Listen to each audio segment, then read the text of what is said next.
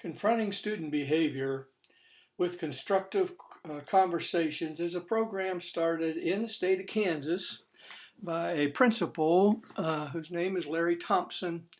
And Larry is a principal at a school in Newton, Kansas that manages students that are problem students in normal high schools.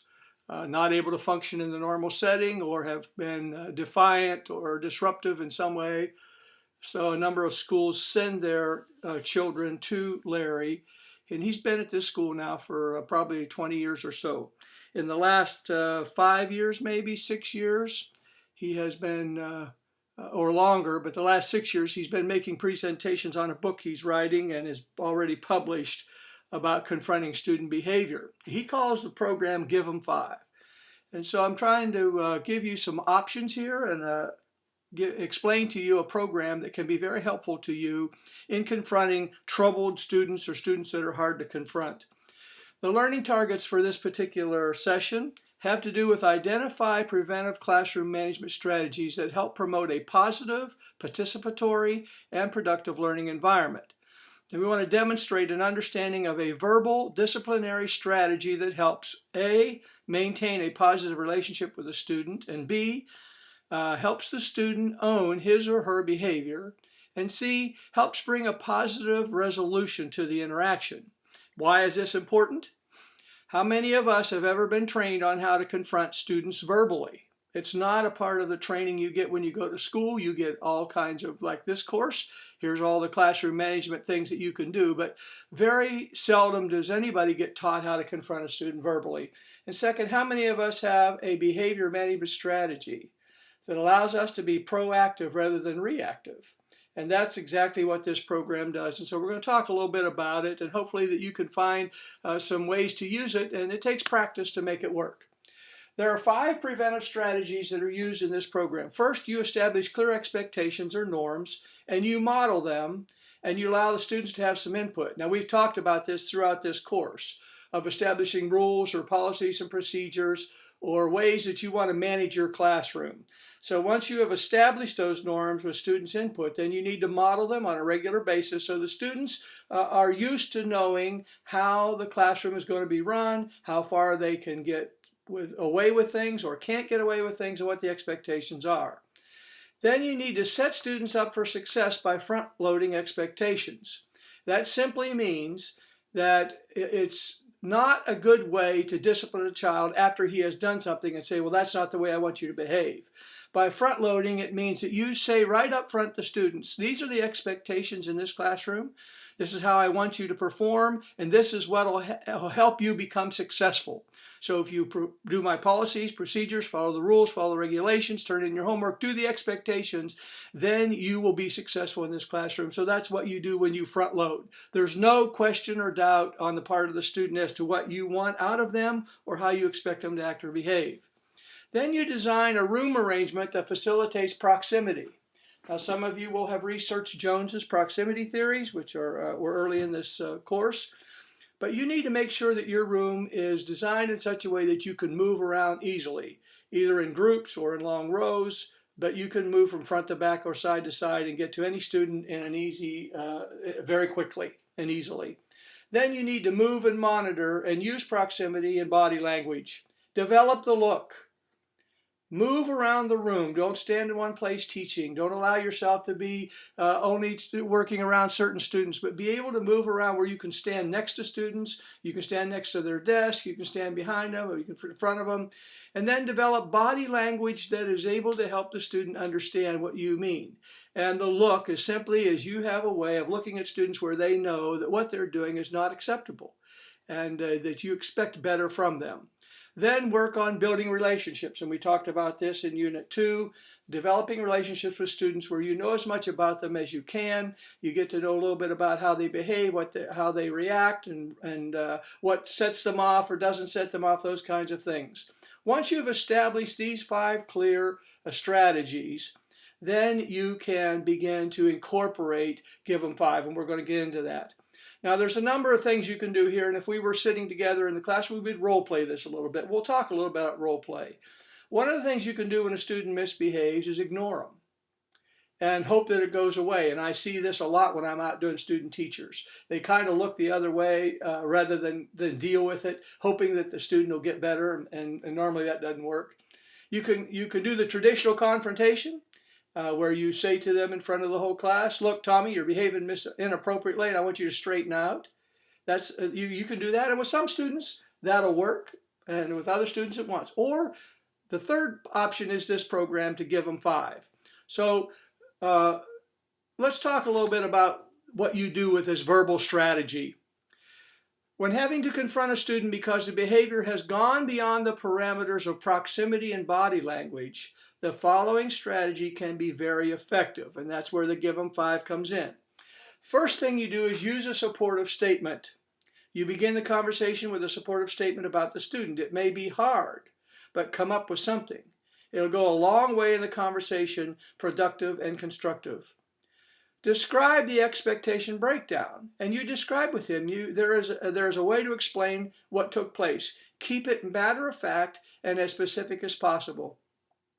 So you may approach a student and say, Tommy, you know, you've tried very hard in this class. You've worked to try to improve, but we still have some problems here. And here's what happened. You had your cell phone out. You know it's not supposed to have your cell phone out. Or you could say, you know, you were kicking the desk and making noises. And, you know, we've talked about this before. And so this is not something that we can have you do in this class. But you break it down so that you specifically talk about exactly what the student did that's not acceptable. And then you describe the expectation. It's important that you state your expectation so it is clear to the student on what behavior you want. And you say, look, you know, you're not supposed to have your cell phone out. What I want you to do is to put your cell phone away, turn it off, and put it away. And make that clear. Or, you know, we've talked about you banging on the desk with your pencil and disrupting the class, or kicking other students, or whatever it might be that's disruptive. And you know the expectation is that you not do that. And we would like to have you be able to get along in the class without being disruptive. So that you're very descriptive about what's wrong and what you expect the student to do to correct it. Then you identify a benefit to this. And how will meeting the expectation help the student and others? Make sure that you address the benefit to the student. It's not going to be good to say, if you stop, the whole class will learn better. Or if you stop, I'll feel better. But you say to him, if you can not play with your cell phone, not kick the desk, not talk to other students, not be disruptive, it will enable you to learn more efficiently. It will help you get along better in the class. It will help you be able to have some strategies, some learning strategies that we can help you with. It'll make your life much better in this class, and you will feel better about the learning. So you give the benefit to him. And plus, it'll keep me from having to come over here and be on your case a lot, which you don't like. So you got to be very exact, very matter of fact, and then provide some kind of a closure. So you're going to seek an agreement or a commitment or an effort towards expectation. You're trying to get him to see what he did wrong, tell him what he did wrong, tell him what your expectation is, show him how it would be better for him if he does behave this way, and then lastly say, now, I thank you for listening to me. I appreciate what you've done, and I appreciate your effort to make this better. Can we have an agreement here that you're not going to do this anymore? And that we can just go ahead and move on, and this will not happen again. So you can make this kind of a way of getting an agreement, a verbal agreement with the student to try to correct the behavior. Now, let me tell you that the best possible posture for this is to be at eye level with the student.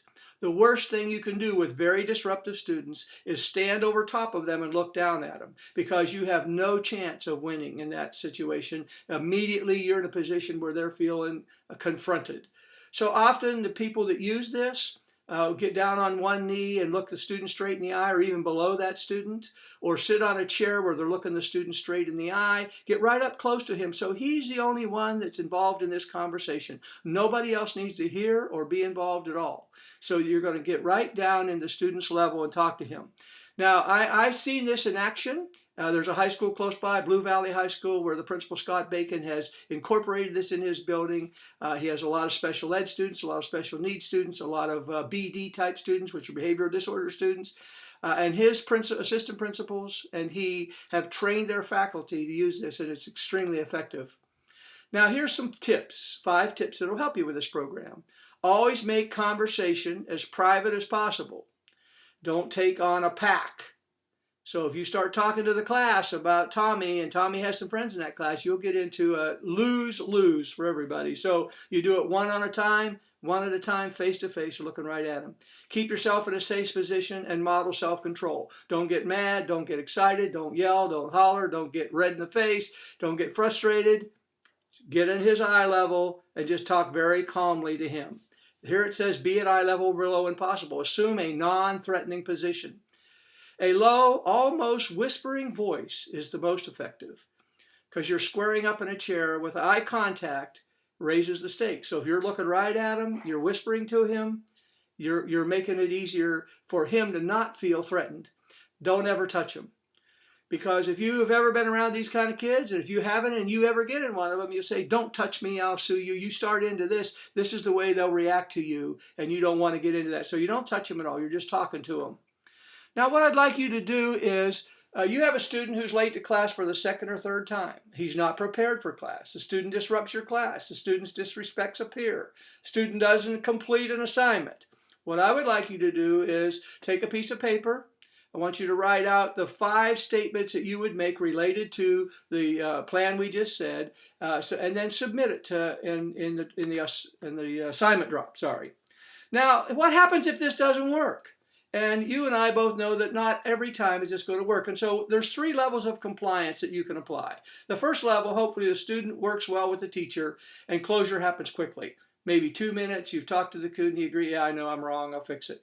The second level is a student might complain. He might argue with you and struggle with the process, but come around to working with the teacher. So he may argue with you, you just keep calm and you just keep saying, look, you know what the expectations are, right? You understand what they're supposed to do correctly? Right. Can you tell me what that is? Can you tell me what I need to do to help you get this? Do you understand how it's going to help you learn? So you keep going back and repeating these things to him to try to get him to come around.